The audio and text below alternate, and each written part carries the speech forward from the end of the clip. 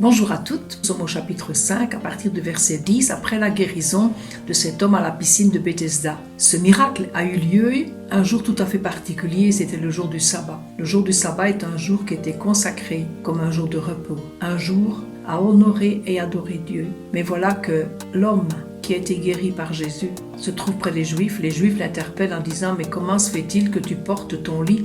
C'est un jour qu'on ne peut pas travailler. » Et il répondra « Celui qui m'a guéri m'a dit « Lève-toi, prends ton lit et marche. » Il dit « Mais qui était cet homme, papa ?» Il dit « Je ne sais pas. » Le fait d'avoir été guéri n'a pas spécialement fait de lui un homme qui a rencontré le Seigneur. Il a eu une guérison du corps physique, mais il ne connaissait pas Jésus. Et qu'est-ce qu'il va faire ?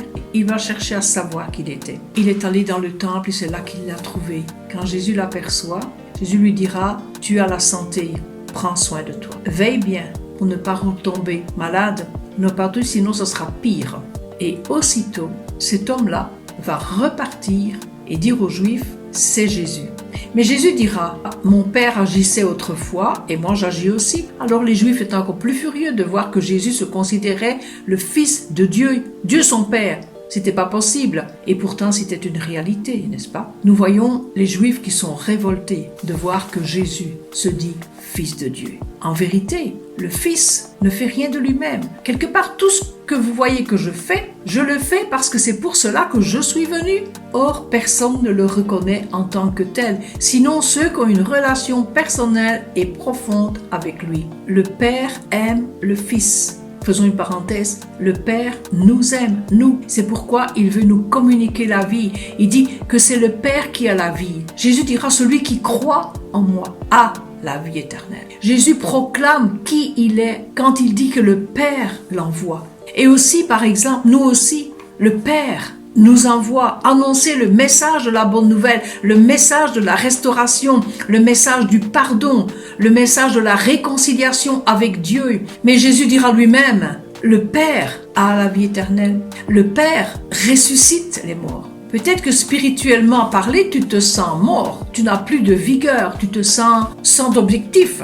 Peut-être aussi comme cet homme, depuis 38 ans, vous rendez bien, il avait vraiment envie de rencontrer Jésus pour lui apporter sa reconnaissance.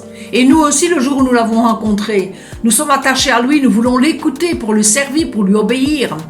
Nous voulons remercier Dieu en permanence, afin d'être reconnaissants de ce que le Seigneur un jour a envoyé son Fils unique. Souvenez-vous de Jean 3,16. Dieu a tant aimé le monde qu'il a donné son Fils unique, afin que quiconque croit en lui ne périsse pas, mais qu'il ait la vie éternelle. Peut-être que ce quiconque, c'est toi aujourd'hui. Tu te sens vraiment désemparé, désespéré, tu n'en peux plus. Mais Jésus te dit, écoute-moi, veux-tu être guéri ? Comme il a dit à cet homme, il a dit, Seigneur, ça fait des années que je suis là, personne ne m'a jamais demandé ça. Mais toi, aujourd'hui, une nouvelle année qui commence, que nous ayons des nouvelles objectifs, Jésus te dit, est-ce que tu veux rencontrer ce Fils de Dieu ? Est-ce que tu veux que ta vie soit transformée ? Si tu rencontres Jésus, tu n'auras plus jamais besoin d'autre chose. Il est la solution à toute difficulté, tout problème, toute situation. Il est la source de bien-être. Il est celui qui nous fait vivre. La Bible dit, celui qui a le Christ a la vie, parce que Jésus est la vie. Alors je t'invite, donne-lui vraiment ton cœur, donne-lui ta vie, remets-toi à lui, abandonne-toi à lui. Alors dis-lui simplement, Seigneur, je désire, mais je n'ai personne pour m'aider. Jésus dit, moi je suis là. Alors je t'invite vraiment à tourner ton cœur vers le Seigneur, que le Seigneur te bénisse et tout.